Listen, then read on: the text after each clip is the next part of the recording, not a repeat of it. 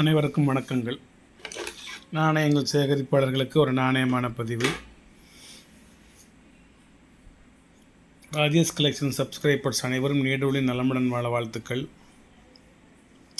ஒரு சின்ன ஒரு பதிவு. இது யூஎன்சி காயினு 2020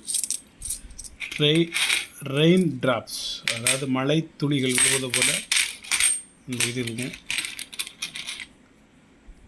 2020 ரொம்ப ரேரு மின்ட்டு, கல்கொட்டா மின்ட்டு.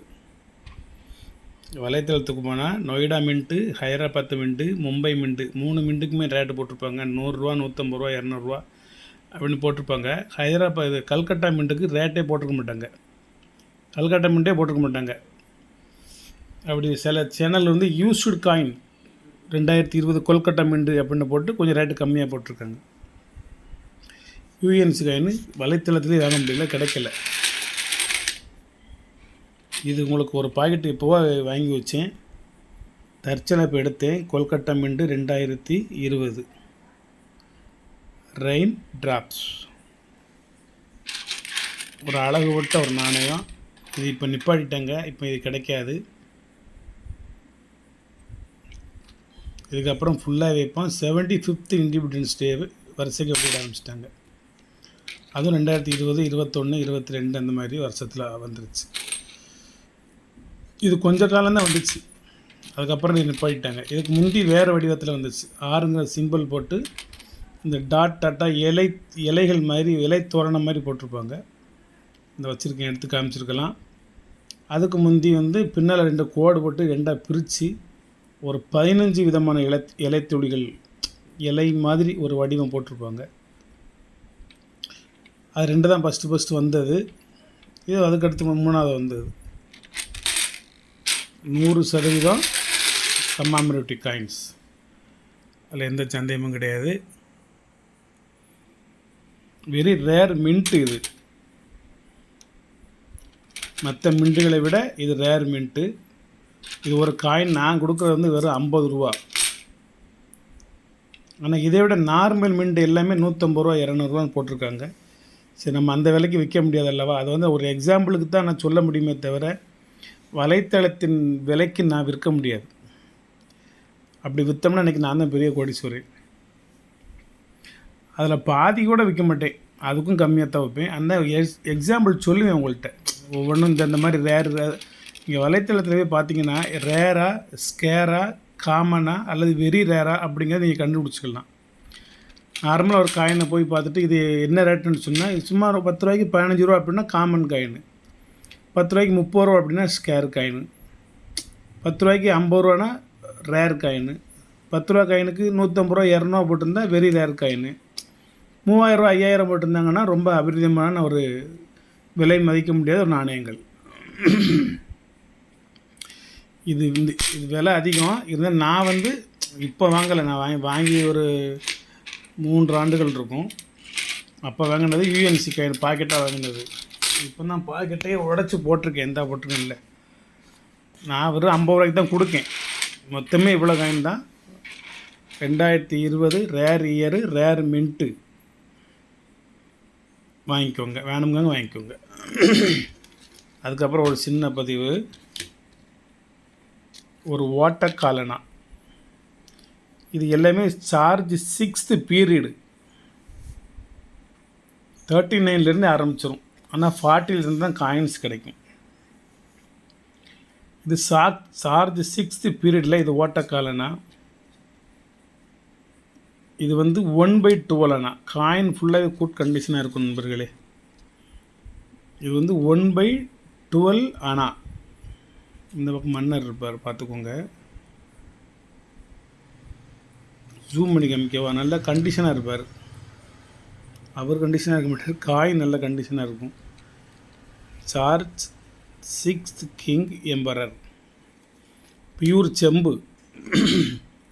அதுக்கடுத்து ஒரு அரையணா 1939. அரையணா இல்லை, இது 1/2 பீஸ், அரை பீஸு. இதுவும் சார்ஜ் 6 தான். இந்த இருக்கா,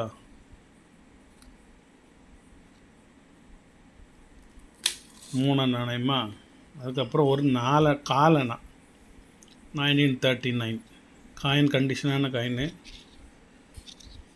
ஒரு ஓட்டக்கால்னா 1/12 அணா, 1/2 பீஸு, ஒரு 1/4 அணா, அதுக்கப்புறம் 1/2 அணா, அது 1/2 பைஸ், இது 1/2 அணா. 1946 காயினை பார்த்துக்கோங்க. அரை அணா ரொம்ப ரேர் காயின்னு. அரை அணாவா, அதுக்கடுத்து ஒரு அணா காயினை பார்த்துக்கோங்க. நல்ல கண்டிஷனான காயின், அதே 46 தான். ஒரு அணாவா, அதுக்கடுத்து 2 அணா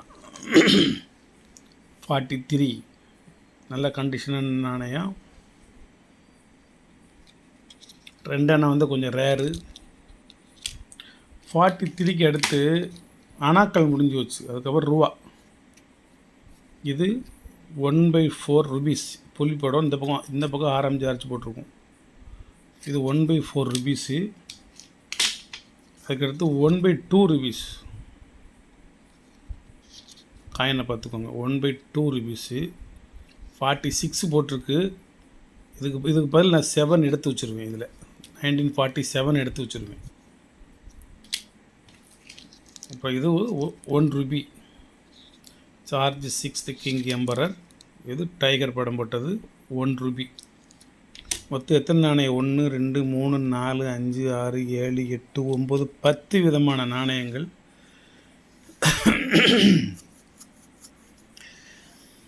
10 விதமான நாணயம். உங்களுக்கு இது மட்டுமே தனி ரேட்டு கொடுப்பேன். நான் ஒரு செட்டாக கொடுப்பேன். இது 3மே சேர்ந்து. அதுபோக அதில் 7 நாணயங்கள் இருக்கும். இப்போ இந்த 10 சேர்ந்து மொத்தமே உங்களுக்கு 1000 ரூபா. 1லேருந்து 10 வரைக்கும் எல்லாம் சேர்ந்து மொத்தமாக ஒரு 1000 ரூபா கொடுத்துட்டிங்கன்னா உங்கள் கைகளுக்கு வந்துடும். உங்கள் வீட்டுக்கு, உங்கள் அட்ரஸ்க்கு, உங்கள் முகவரிக்கே வந்துடும். இது 6ஆம் ஜார்ஜ் மன்னர் படம் போட்ட வேறு நாணயங்கள் நீங்கள் தேட வேண்டாம், கிடையாது. உங்களுக்கு ஓட்டக்கானலில் வந்து 1 ரூபா வரைக்கும் நான் எல்லாத்தையுமே வரிசைக்க வச்சுட்டேன். வேறு டெனாமினேஷனில் நீங்கள் வந்து 6ஆம் ஜார்ஜ் நாணயங்களை தேட வேண்டாம். ஆனால் வெள்ளி நாணயங்கள் இருக்குது. இதே இதுலேயே வெள்ளி நாணயங்கள் இருக்குது. 1/4 ரூபா, அரை ரூபா, 1 ரூபா. அது வேணும்னாலும் என்கிட்ட இருக்குது, நீங்கள் தனியாக வாங்கிக்கிடலாம். இதில் இந்த 10 நாணயமும் சேர்த்து ஒரு செட்டு 6ஆம் ஜார்ஜ் மன்னர் நாணயங்கள். இதில் எந்த சந்தேகமும் கிடையாது.